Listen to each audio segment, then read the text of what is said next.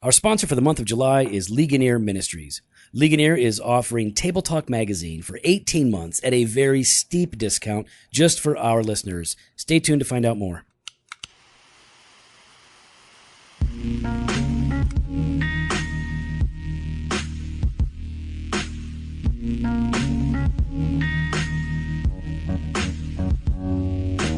Welcome to Doctrine and Devotion, a podcast exploring Christian faith and practice from a Reformed Baptist perspective. My name is Joe Thorne. I'm the lead pastor of Redeemer Fellowship in St. Charles, Illinois. And I'm Jimmy Fowler, executive pastor at Redeemer Fellowship. Hey, you know what time it is?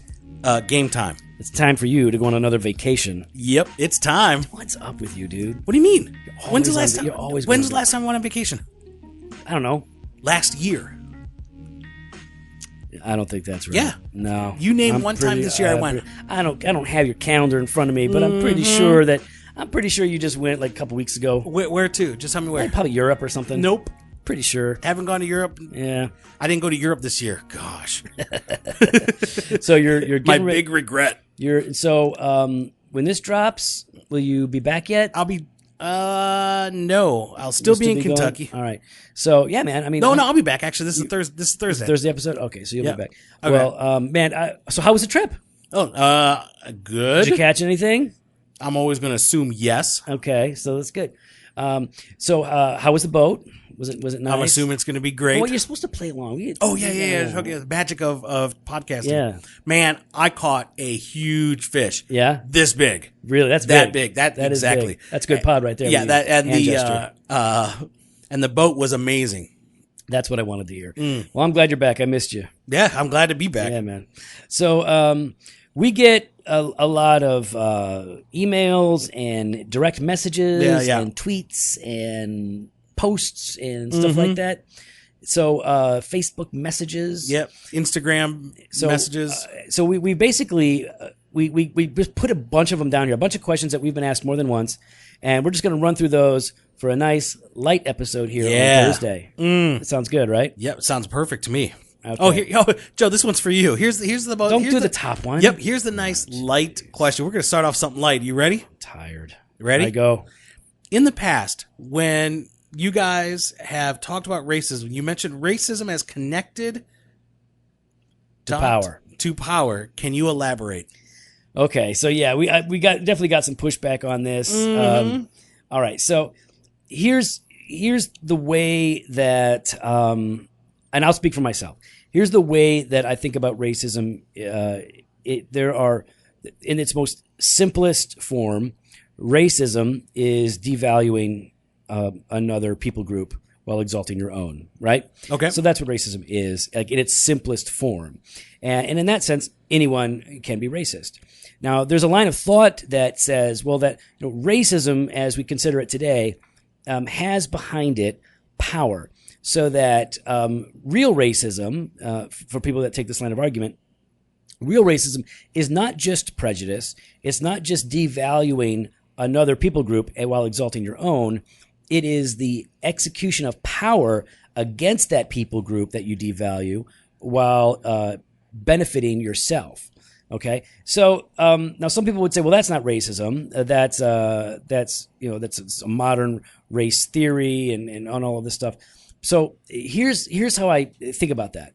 The reason I tend to talk about racism that way is because when we're talking about racism in America and the history of racism in America, it has been supported by power.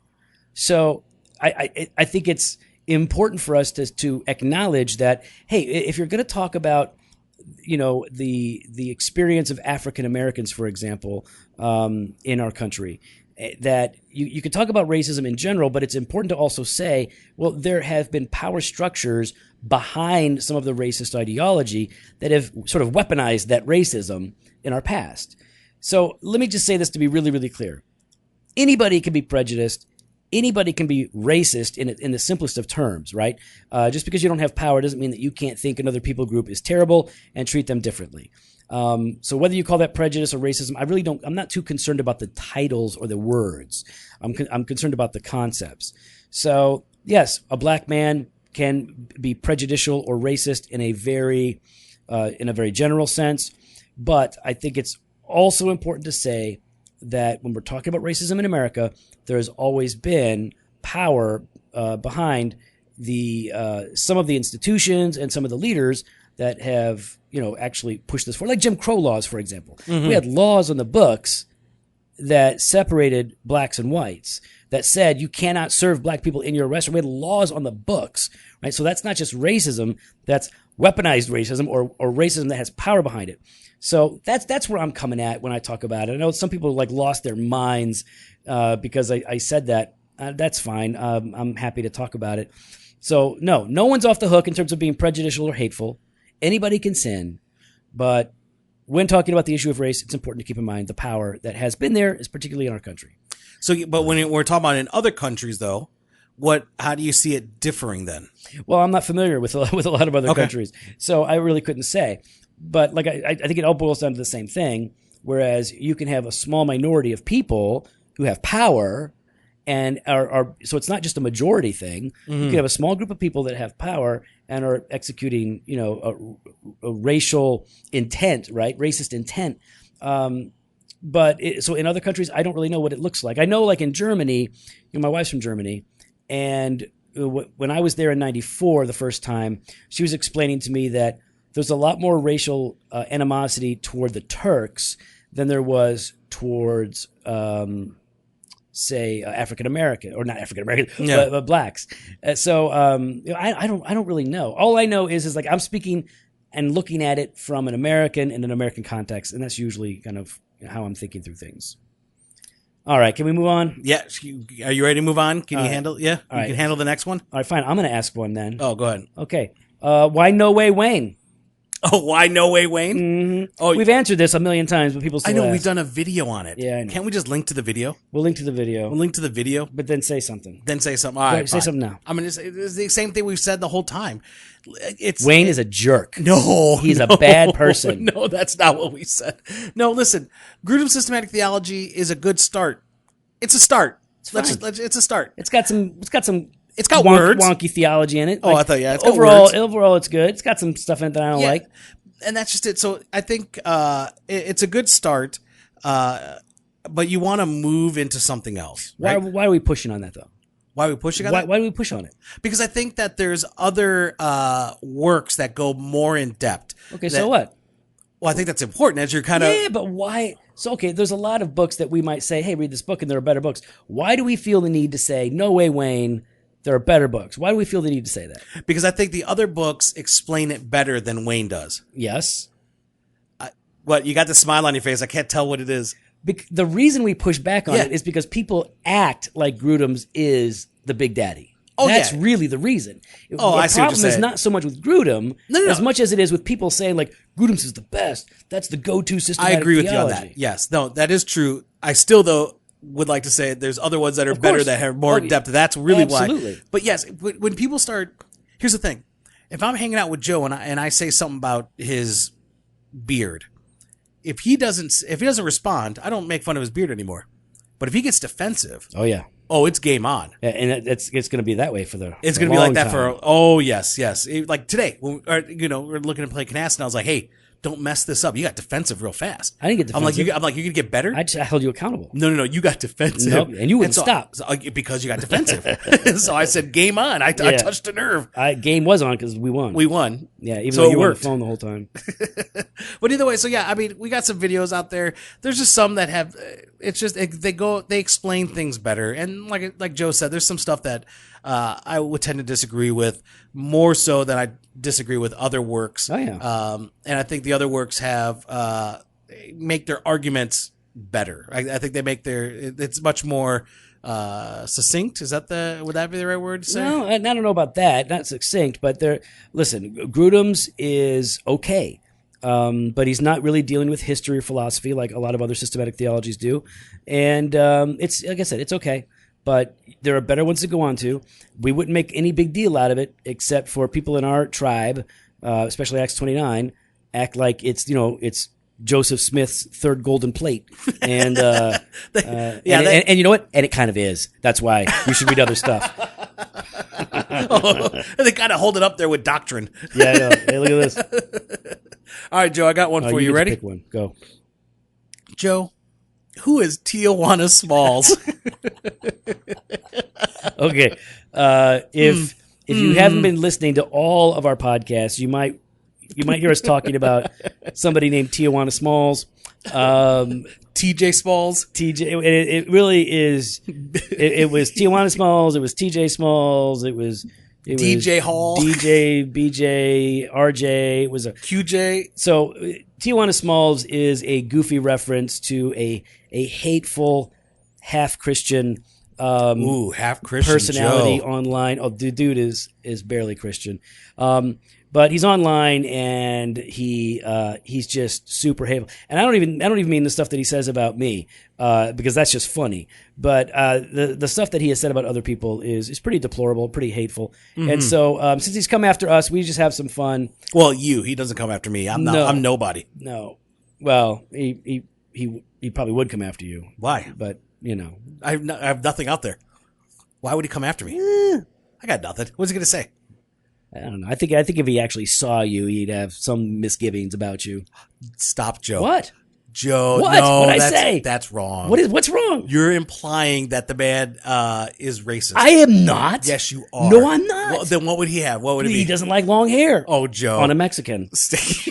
I knew it. You gotta stop. I'm joking. All right. Oh, okay. I got a question for you. Here we go. Did Jimmy really vote for Donald Trump? Are you kidding me? No, that's been asked a number of times. That's been asked. How many times has that been asked? I can guarantee it's been asked at least 3 times. Is it from? Who people vote for is personal.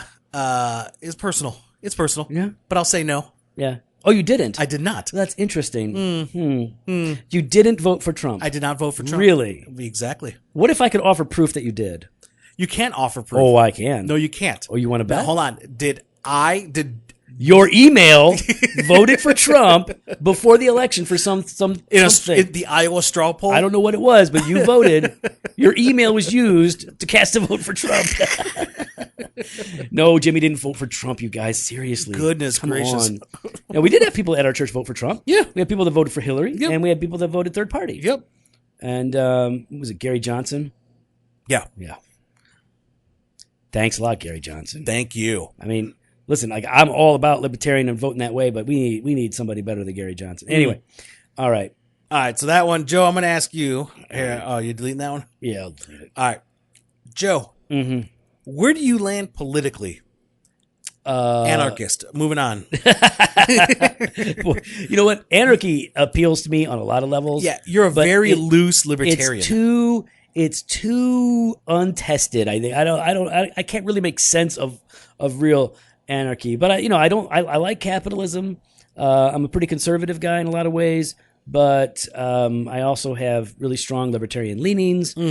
I'm not Republican or Democrat, but But if you were aligned, you'd swing a bit Republican. You're center right. Don't even ask. Don't even act like you're. Well, not. I'll tell you what. Like, people were freaked out because I put on social media one time. I said I listened to the Ben Shapiro podcast, and a lot of people were like, "Dang, really? I don't like what that guy says about X, Y, and Z." And I'm like, "Well, yeah, so that's fine."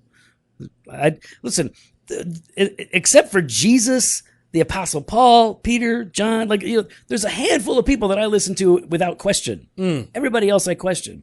So I listen to atheists. I listen to Jewish people. I listen to all kinds of people, and I don't take everything that they say, but I find them interesting. And if they have something good to say, I'm willing to listen. So yeah, politically, I guess I would say I am center right. I don't know. Yeah, you are. I would say. Why do you act like you're not? I would say because I don't even know. I don't even know how to like verify that.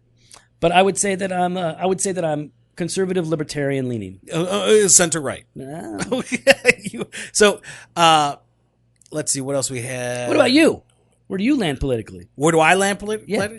I would say, I'm more of an independent, but I am right leaning. I'm okay saying that. Fiscally conservative. You didn't vote for Trump, but you're not complaining about his tax plan. Yeah. I don't know what else to say about that. You're right. Yeah. It's true. It's actually, it's for at least for a lot of companies, ours included, it's helped out and done for your well. Home? And Your it's not house, like it's personal? it's not like it's and we're not like a large corporation that some people would try to demonize. You know what I mean? Like you stop it. You know that's not true. Don't be like that. But no, it's done well. Yeah, you and George Soros. Yeah, man, you guys we're able to take care of our employees. So that's all that matters to us. So yeah, that's where I land. But, okay. So Joe, what periodical do you read in your free time? Okay, that's not in there, but I can tell you. No, it's right there. That's not in there. Yeah. All right. There are 2 periodicals that I like a lot. I just added the question. Oh, there it is.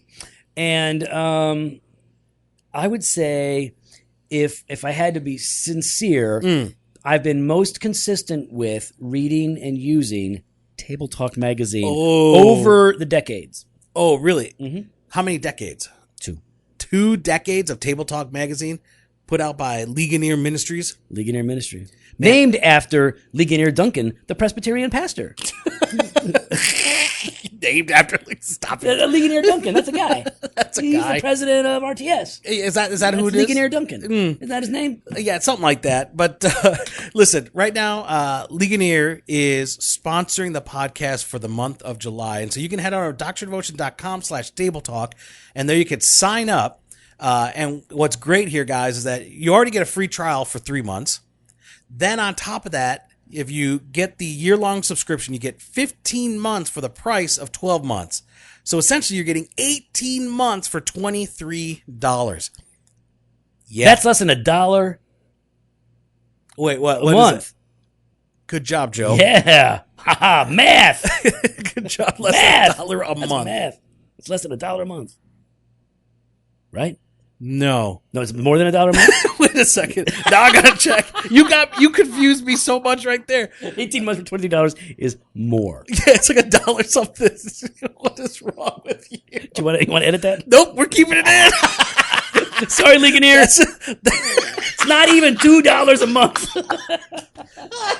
Not even $2 a month. So head on over to doctrinedevotion.com/table talk and get on it. All right, Joe, you ready for another one? Okay, I'm ready. All right. Do you want me to ask or you asking? You can ask. All right. What is a recent movie or TV show you've enjoyed, Jimmy? Be honest. You want me to be honest? Yeah. I've really been enjoying Battlestar Galactica. Why? I'm on season 4 right now. I got 9 episodes to go. What? Why? Don't judge me. Don't you sit there and judge me. There are so fine, many. fine. There are fine. so no, many no, good then shows. Fine. One more. Let me I'll give a different answer. All right. All right. Probably a great movie I recently watched was with my good friend Steve McCoy. Mm-hmm. We went and watched A Quiet Place. A Quiet Place. Yeah. Mm-hmm. And I think next week we're watching Get Out. Yeah. You haven't seen Get Out yet? Nope. Steve and I are going to go. You know who hates the movie Get Out? Who's that? Tijuana Smalls. Guarantee it.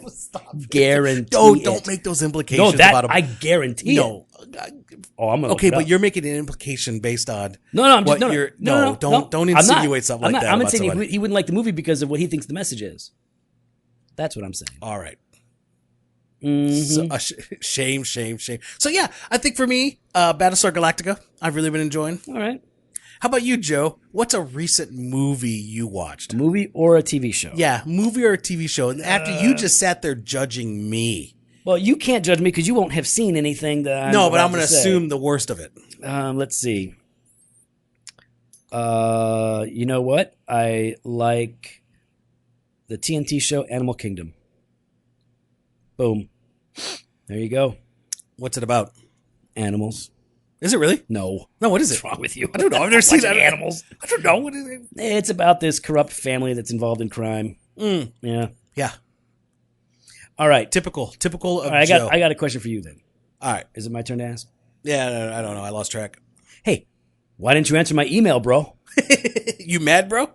Listen, we get a lot of emails. We get a lot of messages. We're so big and important now. We get so many emails, Jimmy's saying. Yeah, and the problem is Joe also doesn't know how to process emails. I ain't got time correctly. for that. No, but you know what, though? If you just processed it, then we can get back to it. If you processed it correctly. If I tried to process it, it would take an hour and I would do it wrong. If you processed it, it'd take like 3 minutes and it'd be done right. No, but the problem is that you're not even you don't even set me up to process. You are a pro. No, processor. Not when you mess it all up. I don't mess anything up. Yes, you do. How do I mess anything up? You open it up and then leave it there. Yeah. No, why? I want you to know I saw it. No, hey, I saw it. You can do whatever you want with it now. That's helpful. But then sometimes you go and then you what do I do? Put it as unread. Yeah, that's in case I didn't think you read it. I read it first. I go unread so that you can you'll read it. But you're always the first one to read it. You know why? Not always. Yes, you are. Nope. You always are, because as soon as an email message comes through, I gotta check. No. You don't know how to batch it. You don't know how to sit there and batch it. Whoa, what? Batch. Oh, batch it. Yeah. Jeez. What you think I said? I don't know, man. It sounded like you were getting all... Oh, my goodness. Stop it. Don't be like that. Yeah, batch it crazy. That's what I thought you were saying. I know. No. I'm just saying, though. You know what? You can get crazy when you're batching it. Yes. Yeah, okay. I absolutely agree with you. That's what confused me. All right. Well, Joe, here's a question for you. Actually, you know what? I'm going to give this... Yeah, this is a good question for you, Joe. All right. How do you handle dating your wife and spending time with the kids with your busy schedules? That's actually really good, because I think you do really well at this. I don't do as well as Joe, but you do really well with this. Actually, no, for real. Listen, do I ever compliment you, guys? Do I ever compliment you when I? I'm right here, guys. I will never compliment you fakely. Now, I will deny a good compliment, but I will never give you a fake compliment. That's the truth. Guy, I'm right here. Okay, so what we try to do at our house is. We schedule certain things, right? So we schedule certain family breakfasts or dinners that are regular. Those happen, and that tends to be when we have our Bible time, that sort of a thing. I'm frequent, if not regular, on date nights. So it's not like we do it every Wednesday is the day, but lately it's been about once a week we go on a date. Yeah. And then. Yeah, and then it's just I try to take one of the kids out each week on a special get out with dad sort of a thing, where we'll either see a movie or go get some ice cream or get some donuts or something. Last night I was teaching the two little ones how to play the card game of golf. So, okay. They were really eager to learn something new. So yeah, it's pretty simple stuff. But, Jimmy's really big on scheduling, and so that's been a help for me to see. But yeah, what about you, Jimmy? Yeah, I mean, I don't do enough with I hang out with the kids, but I don't do enough alone taking them out stuff. So I've really been kind of thinking about that and convicted about that. We try to schedule a date night every week or every other week. All kind of depends on babysitter availability is part of it with the three kids and who we know that can help put them to bed, so that when we get home we ain't got to deal with them. Yeah, you don't want to deal with kids. I don't want to deal with them. I'm done. But yeah, the other part of it is also, Joe jokes about it, but getting away whenever I can with the family, that's really good. That's really important for me. Yeah, Jimmy will even say man, you know what? I've been working a lot of extra hours lately, so I haven't been home as much as I would like to have been home. He's like, I'm getting us out of here. Yep, we got to go. And we so just family together, nothing else. That's it. Love that. Respect for that. All right, Joe. Let's go with, why don't you, let's go with this one. How much time do you guys put into the podcast? Or pout into the podcast. I know, I didn't want to make fun of the person. 6 to 10 hours each a week. I would say that. Yeah. Yep. Probably a little less, but yeah. Yeah, I would say 6 is really pretty standard. We record. It doesn't take long to record. And right now we're just sitting at a table in my office at the church. Recording, and then Jimmy will edit it, upload it, and after this at some point, and then I'll write up a post for it and upload that to the server. Yep. Get everything scheduled, and then Jimmy will then schedule the social media stuff. So yeah, we don't put much time into it, but we put all of our heart into it. Yeah. That's it, all our heart. All right, Jimmy, how many hours a week do you work for the church? 10. 10 hours a week. I'm paid for 10. Oh, that's a better way to say it. You're paid for 10 hours a week. Yep. All right. I know you do more than 10 hours a week, though. Yeah. When I'm slow. And when you have to process my emails for me. Oh, my gosh, dude. For real. You really need to get better at that. Yeah. And learn to unsubscribe. Unsubscribe. Why won't you unsubscribe to things you don't look at? Why do you just? I did. No, you didn't. I did. It didn't work. What do you mean it didn't work? It didn't work. No, because you know why it didn't work? Because you still had everything else you didn't unsubscribe to. No, I unsubscribed. You didn't work. Even on D&D, we're getting subscription stuff to That's stuff. not for me. Yes, it is. Nope. Yes, it is. Nope. Yes, it is. Nope. Yes, it is. Nope. One of them was for stock photos. I know that's you. Yeah, that one. Thank was you. for me. Yeah. Thank you. Because we need stock photos. Okay, but nonetheless, we don't need the newsletter of, hey, guess what's new fine. today? I'll forward it to your personal. No, stop it. You better stop. And I put in between 40 and 50 hours a week. Oh, okay. Oh, sorry. I thought we were talking about the podcast for a moment. I was like, no, how many hours? It's more than 40. Try to make it less than 50. Yeah, I think it's fair. Try to keep it simple. But yeah, so that's about that. All right. We got a couple more here. Why don't you guys do more pastors in cars smoking cigars? We busy. Yeah. Look, we need to start doing them again on Tuesdays. I know. It's like, yeah, it's been an incredibly busy season. So like, even whereas we used to just hop in the car together and go get lunch, now we're like meeting there for lunch. Yeah. It's just, things have been crazy. We want to do it. We'll do some more. All right. So there's your answer to that. And what's next for Doctrine and Devotion? That's the last one. What's next for Doctrine and Devotion? We don't know. We don't know. Yeah, how about that? We're open. We got some ideas, but it all takes time. You know, it's kind of hard with the busy season. You got a bunch of stuff going on at home. I got a bunch of stuff at home and work. We're just, like we're going to keep doing 2 episodes a week. Yeah, we're going to do that. We're going to keep doing articles. Especially, we love it when our listeners are joining us in the writing. So that's going to keep happening. What else could we do? Well, we could write. Jimmy and I would like to write a book. That would be cool. Mm-hmm. There's other kinds of content that we would be interested in making, but it all comes down to to time and resources, and so none of that's really a high priority for us. Not at this point, yeah. But yeah, we're going to keep busy. We're going to keep doing this. Bam. Even when we're busy. If you have more questions, no matter how small or insignificant, you just email them to info@doctrineanddevotion.com, and Jimmy will archive them once I open them, read them, and then leave them in the inbox. Select all, and poof, they all go. It's magic. Oh, is that how you do it? No, I can do that. You can't do that. I can do that. Oh, don't do that. Then we got to try at least, But we do want to thank you for your messages. We've received, Got to batch it. That's it. Yeah. Crazy. And so we appreciate your messages, reaching out. A lot of you have been really encouraging, and not like we're looking for that, but it's nice to read that the show, as silly as it is edifying to others. You know what I mean? Like, especially to Mr. Smalls. He likes it. Him and Flowers. They love the show. They love this podcast. They love this podcast. Well, you can follow us on Instagram and Twitter @DocandDevo, or on Facebook /Doctor Devotion. You can head on the website, drdevotion.com. There you can contact us. You can sign up for the email blast. Hit up the store, jofostore.com, and grab some gear. Table Talk Magazine. You can get in on that if you go to drdevotion.com /tabletalk. Register, and you get 15 months for the price of 12. Plus 3-month trial. All that's so good things, right, Joe? All that's good. Yeah, what were you saying? Why do you do that? Why do you do that? Now no one's going to go and leave us an honest 5-star review. Oh, we need 5-star reviews. Yeah. But we need more ladies writing for us. Go to doctrineanddevotion.com /submission. Oh, there you go. That's submissions. Good. Not submission. That's a different page for the ladies. Submissions. That's for... Fresh Pod every Monday. That's a complimentarian page. Fresh Pod every Monday and Thursday. Blog post on Wednesday. Submission. And hopefully some video content on Fridays. Later. You got us in trouble.